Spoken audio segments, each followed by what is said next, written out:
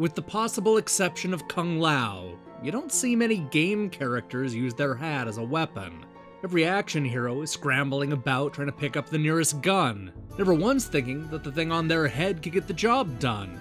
But Simon, the hero of the brand new 2D platformer Adventure Lamp, bucks tradition and shows the rest of the gaming superstars how useful a hat can be.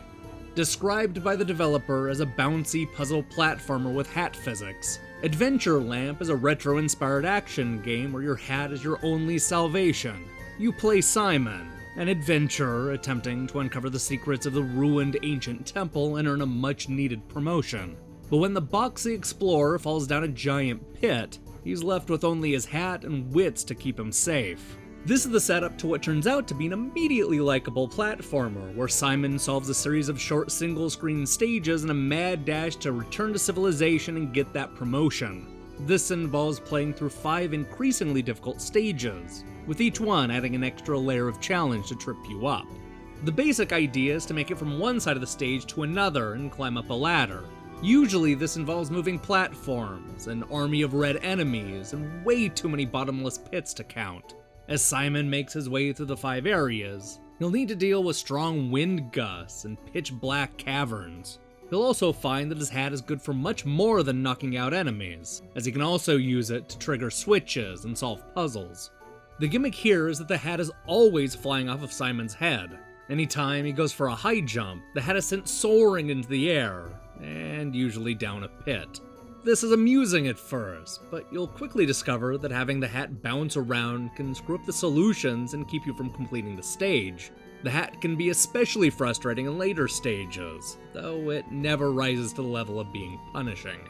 Chances are you've seen a lot of what Adventure Lamp has to show. Most of the obstacles have been lifted out of more involving platformers, and there's nothing about Simon's quest that feels especially original.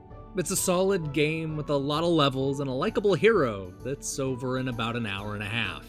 Sadly, the otherwise fun adventure is marred by some troubling technical issues. The game's frame rate is never very stable, to the point where it starts hitching up if you play it for too long. The game will freeze just long enough to screw up the timing of a jump or landing, the kind of things that are important when you're playing a 2D platformer. As a result, I found that I stopped caring if Simon would ever get that promotion or not. Even if the developers managed to iron out the game's stability, Adventure Lamp will still be a derivative platformer with disappointingly easy stages. It's fun and competently made, but there's nothing here you haven't seen countless times before. And with the added technical problems, I'm having a hard time recommending this hat-centric action game. Hey, thanks for watching our review. This is the 3rd review we've posted this week, going along with my take on Exile and Daydreamer Awakened Edition. I was impressed after the first few stages, but this game went downhill in a hurry. Hopefully that's not the case when I review Dex, Kerbal Space Program, and Under Night in Birth in the coming days. I recommend you click the subscribe button and support what we're doing here. Until then.